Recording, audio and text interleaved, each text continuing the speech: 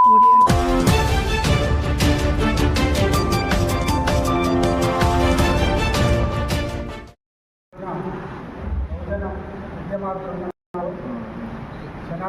పదివేల పద్ధతి జైలు తెలియజేస్తున్నాం.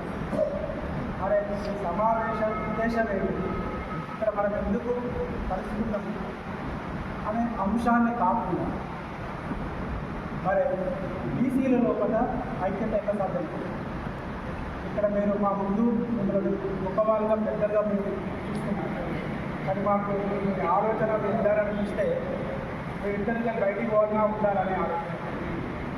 మనం ఏ కార్యక్రమం చేయాలన్నా అసూయ, అసహనం, స్వార్థం ఈ మూడింటిని వదిలిపెట్టలే సంఘాలకు కావచ్చు, వ్యవస్థకు కావచ్చు, నాయకత్వం వహించి బలపడి గుర్తించబడి గౌరవించబడి మనం దాన్ని మర్చిపోయి నాకని పంచాయతీ పెట్టుకుంటే ఇక్కడ మన లక్ష్యం ఏంటి? బీసీల రిజర్వేషన్. బీసీల రిజర్వేషన్ ఒక ప్రభుత్వం ఆర్డినెన్స్ తీసుకొచ్చింది. మన తీసుకొచ్చిన ఆర్డినెన్స్ మన జనాభా ప్రాతిపదికన కరెక్ట్ ఉన్నదా లేదు. మరి మనం 50%, 60% అని మనం మాట్లాడుతున్నప్పుడు 42%కే మనం ఎందుకు కట్టుబడి ఉన్నాం? ఇది నెంబర్ 1. రెండవది, మరి ఈ బిల్లు పార్లమెంట్లో పట్టి మనకు ఆమోదం చేస్తే మన రాజ్యాంగ ఫలాలు దక్కుతాయి. మరి ఆ రాజ్యాంగ ఫలాలు దక్కాలంటే ఇక్కడ మనం చర్చించుకొని ఇక్కడ ఒక బలమైన నాయకత్వాన్ని ఏర్పరచుకోకుండా మన లోపల మనం కొట్లాడుకొని మన లోపల మనం ఒకరినొకరు చిన్నగా మనం దేశం నింపుకొని ఈ సంఘాన్ని ఎక్కడ ముందుకు తీసుకుపోతాం అందరు పెద్దలందరూ ఒకసారి ఆలోచించాలి. ఫస్ట్ సమయాన్ని పాటించండి. ఏ వ్యక్తినైనా అక్కడ కూర్చున్న వాళ్ళకు సభాధ్యక్షులు ఉంటే పూర్తి బాధ్యత వాళ్ళకి అప్పచెప్పండి. వాళ్ళ దగ్గర ఏమైనా లోపాలు ఉంటే బయటికి వచ్చి చెప్పండి, చెవులో చెప్పండి. కానీ ఇక్కడ మాట్లాడుకుంటే ఏమవుతుందంటే మనకు నాయకత్వ లక్షణాలు కరువైనాయని చూసేవాళ్ళు భావించి మన గురించి చులకనగా మాట్లాడుతుంటారు. కాబట్టి ఇక్కడికి వచ్చిన పెద్దలు నేను ఒక 3 విషయాలు చెప్పదలుచుకున్నాను. ఇక్కడ మనకు ఆత్మగౌరవం, అభివృద్ధి, రాజ్యాధికారం. మరి రాజ్యాధికారం ఎవరికి వస్తుంది? సంఘ నాయకులకు కాదు, సంఘ సంస్కర్తలకు కాదు. నిత్యము ప్రజలల్లా ప్రజాసేవ చేస్తూ ప్రజలతోటి మమేకమై ప్రజలకు సేవ చేయాలనే వాళ్ళతో మాత్రమే రాజ్యాధికారం బలపడుతుంది. దాని హక్కు ప్రజలకు అందించబడుతుంది. మరి ఇక్కడ మనం ఏ వ్యక్తి ఏ పని చేయాలో ఆ వ్యక్తిని చేయనియకుండా మరి యుద్ధం చేసేది అర్జునుడు అయినప్పటికీ మరి శ్రీకృష్ణుడు మాత్రమే ఆ విజయానికి పూర్తి కారకుడైండు. మరి ఇక్కడ కూర్చున్న వాళ్ళు మరి మీరు రథసారథులైతారా, యుద్ధాన్ని నడిపిస్తారా, మా అందరికీ ఒక ధైర్యాన్ని, బలాన్ని మరి మీరు పెంపొందిస్తారా ఆలోచించుకోవాలి. మీలో కూడా మీరు చిన్న చిన్న సమస్యలకు ఒకరిపై ఒకరు నేనంటే నేను, నా సంఘం అంటే నా సంఘం అనుకుంటే ఆ అనైక్యతతోటే బీసీలకు ఈ 50 ఏళ్ల నుంచి వెళ్ళి మన బతుకులు మారలేవు. స్వభావం మారింది. అప్పుడు అయ్యా బాధ్యత అన్నాం, ఇప్పుడు సార్ అంటున్నాం. కానీ మన లోపల బానిస స్వభావం మారలేదు. ఇది మనం గమనిస్తలేదు. ఇప్పటికీ మన బీసీలలో నాయకుడు పొద్దున 10ంటికి పిలిస్తే కూడా ఏ పోదాంలో నిర్లక్ష్యం ఉంటుంది.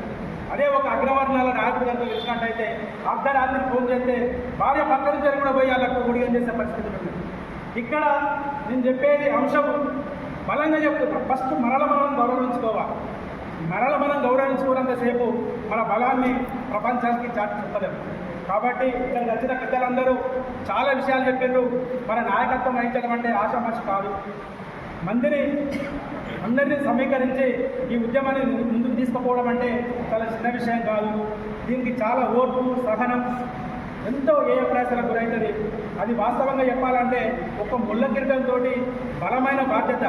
ఎందుకంటే పక్కపంటి వాళ్ళు మనలా వ్యతిరేకించే వాళ్ళు సూటిపోటి మాటలతోటి మనకు బాణాలు ఇస్తారు. ఆ బాణాలను కూడా తట్టుకొని సంఘాన్ని ముందుకు తీసుకుపోవాలి. ఏ వ్యక్తి మాట్లాడినా ఆ వ్యక్తి మీద అయ్యో నాకు వ్యతిరేకంగా మాట్లాడిందని ఎప్పుడు కూడా మనం భావిస్తే నాయకుడిగా భయపడలేదు. ఆ వ్యక్తిని నీ సమస్య ఏంటి, నువ్వు ఎందుకు మాట్లాడమని దాని గురించి తెలుసుకొని తనకు సరి అయిన సమాధానం మనం చెప్తే తను దాన్ని నమ్మచ్చు, నమ్మకపోవచ్చు, వ్యతిరేకించవచ్చు. అయినప్పటికీ కూడా ఆయన మనం దేశించద్దు. అప్పుడే బీసీలలో పడ్డ నాయకత్వం వస్తుంది. చాలామంది చాలా విలేజ్లలో ఇప్పటికే అగ్రవర్ణాల ఆధిపత్యం కంటే మన బీసీల ఆధిపత్యం ఎక్కువ ఉంది. మరి ఇంతుండగా కూడా మనం రాజ్యాధికారాన్ని ఎందుకు దూరమవుతుందంటే అనైక్యత. ఇక్కడ ప్రతి ఒక్కరి దగ్గర పక్క పంటలకే ఈర్ష. నేను తెలియకుండా మన దగ్గర నా పక్క పంటలు తెలియాలి. నాకు రాజ్యాధికారం రాకుండా మన దగ్గర ఈ పక్క పంటలకి రావాలి. ఎందుకంటే తెల్లాలి దగ్గరికి బాగున్నా ఈ బానిస స్వభావం నుంచి మారండి. రాజ్యాధికారం కోసం మనమే ప్రజలకు సేవ చేసే విధంగా ఆ రాజ్యాధికారం మనకు కనుక దక్కినట్టయితే మన బిడ్డలకు కావచ్చు, భావితరాలకు కావచ్చు, విద్య, ఉపాధి అన్ని రంగాలల్లో మన చేతులతో ఉంటుంది. ఎందుకంటే ఓట్లు మనమవుతున్నాయి, సీట్లు పదవులు వాళ్ళే అవుతున్నాయి. ఇంకా బానిస సంఘాలలో మనం మగ్గుతున్నాము. ఈ బానిస సంఘాల విముక్తికి బీసీల ఐక్యతతోటి ఎవరున్న మంచిదని పనిచేస్తారని మీరు అందరూ ప్రమాణం చేయాలి. లేదు మీరు బలపడని బలంగా చెప్తున్నాను. ఇక్కడ వ్యక్తులు అశాశ్వతం, వ్యవస్థ శాశ్వతం. వ్యవస్థ కోసం పనిచేయండి, భావితరాలు మిమ్మల్ని గుర్తించుకునేటట్టుగా పనిచేయండి. నాకు ఈ అవకాశం ఇచ్చిన మీ ప్రజలందరికీ నేను ఉద్యమాభినందనలు తెలియజేసుకుంటున్నా. జై బీసీ, జై బీసీ, జై బీసీ.